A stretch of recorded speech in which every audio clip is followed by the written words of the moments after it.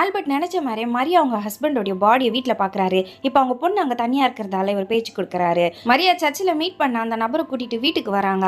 மரியா வீட்டுக்குள்ளே வந்ததுமே அதே மாதிரி ஹஸ்பண்டோட பாடி எங்கே இருக்கு, இப்போ குழந்தைய பார்க்கலான்னு உள்ள வராங்க. ஆனால் அங்கே தான் இப்போ ஒரு பேப்பர் ஆர்ட் இருக்கு. இதை வச்சு ஆல்பர்ட் இங்கே வந்திருப்பாருன்னு டவுட் படுறாங்க. அதே மாதிரி ஆல்பர்ட்டும் இப்போ அந்த வீட்டில் தான் இருக்காரு. நீ எதுக்காக இங்கே வந்த, ஒழுங்கா வீட்டு விட்டு வெளியே போன்னு சொல்லி தள்ளுறாங்க. ஆல்பர்ட் இப்போ வீட்டுக்கு பின்பக்கமாக இருக்கிற வழியில் போகலான்னு நினைக்கிறாரு. ஆனால் அதுக்குள்ளே அங்கே போலீஸ் வந்துடுறாங்க. இப்போ வேற வழி இல்லாமல் அந்த பில்டிங்கில் இருக்க ஒரு ரூம்குள்ளே போயிடுறாரு. ஆனால் இவர் எதையோ பார்த்து ஷாக் ஆகிற மாதிரி காட்டுறாங்க. இப்போ மரியாவோட ஹஸ்பண்ட் இறந்ததால இப்போ கூட வந்தவரை சமாதானப்படுத்திட்டு இருக்காரு. இப்போ போலீஸா வந்து இன்வெஸ்டிகேட் பண்ணிட்டு இருக்காங்க. இப்போ லக்ஷ்மிங்கிற லேடி போலீஸ் தான் இங்க வந்து எல்லா எவிடன்ஸையும் கலெக்ட் பண்ணி இன்வெஸ்டிகேட் பண்ணிட்டு இருக்காங்க. மரியாவோட ஹஸ்பண்ட் எழுதி வச்சு அந்த சூசைட் நோட்டை படிச்சு பாக்குறாங்க. மரியா கிட்டயும் கூட இருக்கிற அந்த நபர்கிட்ட விசாரிக்கிறாங்க. அப்பதான் இவர் மரியா சர்ச்சில் மயங்கி விழுந்தப்போ ஹெல்ப் பண்றதுக்காக கூட்டிட்டு வந்தேன், அப்பதான் இந்த பாடியை பார்த்தேன்னு சொல்றாங்க. மரியா சொல்றது கேட்டு போலீஸ்க்கோ சந்தேகப்படுற மாதிரி எதுவுமே இல்லை. அதனால குழந்தைகிட்ட விசாரிச்சு பார்க்கலான்னு கேட்கறாங்க. ஆனா குழந்தையால பேச முடியாதுன்றதால இவங்களுக்கு வேற எந்த க்ளூமே கிடைக்கல.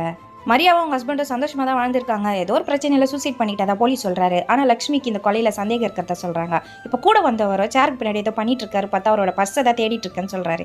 எவிடன்ஸை கலைக்க கூடாதுன்னு அவர் அங்கே அனுப்பிடுறாங்க. அந்த கமர்ஷியல் பில்டிங்ல மரியாக்குன்னு ஒரு பேக்கரி இருக்கு. இவங்களை வேற எங்கேயாவது ஸ்டே பண்ண சொல்றாங்க. ஆனா இவங்களுக்கு யாருமே இல்லைன்னு இப்போ அதே பில்டிங்ல இருக்கிறேன்னு சொல்லிடுறாங்க. போலீஸோ காலையில வரேன்னு சொல்லி கிளம்பிடுறாங்க. மரியா கையில ஒரு சாவை எடுத்துட்டு வந்து பார்த்தா ஆல்பர்ட் அதே பில்டிங்ல இருக்காரு. இன்னும் நீங்க போலியான்னு மரியா இப்போ கோவப்பட்டு அவரே அட்டாக் பண்ண போறாங்க. மரியா அந்த பில்டிங்ல 2 ஃப்ளோர்லயுமே ஒரே மாதிரி ரூமை செட் பண்ணி வச்சிருப்பாங்க. அதனாலதான் முதல் தடவை வரும்போது பாடி இருந்திருக்காது, ரெண்டாவது தடவை வரும்போது பாடி இருந்திருக்கும். ஏன்னா செகண்ட் ஃப்ளோர் தேர்ட் ஃப்ளோர்னு மாத்தி மாத்தி கூட்டு போயிருப்பாங்க. மரியாவோட ஹஸ்பண்ட் ரொம்ப அபியூசிவா இருக்கிறதால அவர் சாகடிக்கணும்னு முடிவு பண்ணிருப்பாங்க. இப்போ அவர் ட்ரிங்க்ஸ்ல மயக்கம் வந்து கலந்துருப்பாங்க.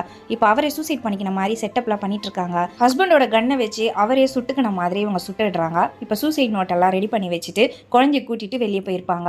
அப்புறம் எதுவுமே தெரியாத மாதிரி போலீஸ்க்கு கால் பண்ணலாம்னு நினைச்சிருப்பாங்க. ஆனா அதுக்குள்ள ஆல்பர்ட் இவங்க பிளான் எல்லாம் சொதப்பிருப்பாரு. இதை கேட்டதுமே ஆல்பர்ட்டை நானும் உனக்கு ஹெல்ப் பண்றேன்னு சொல்லி இப்போ அந்த ஒரு ஃப்ளோரில் இருக்க எல்லா பொருளையும் டிஸ்ட்ராய் பண்ணுறதுக்கு ஹெல்ப் பண்ணிட்டு இருக்காரு. இப்போ போலீஸ் வரத்துக்குள்ளே இங்கே இருக்க ஒன்று விடாமல் எல்லா எவிடன்ஸையும் அழிக்கணும்.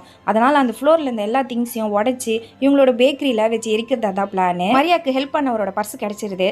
இதை எரிக்க வேணாம், இதை நம்ம இன்னொரு நாள் அவர்கிட்ட கொடுத்துடலாம், ஏன்னா ஃபேமிலி பிக்சர்லாம் இருக்குன்னு அந்த பர்ஸ் எடுத்து வச்சுக்கிறாரு. இப்போ மரியாக்கும் ஆறுதல் சொல்லிட்டு அங்கே இருக்க எல்லா திங்ஸையுமே எரிச்சு மொத்த எவிடன்ஸையும் அழிச்சிடுறாங்க.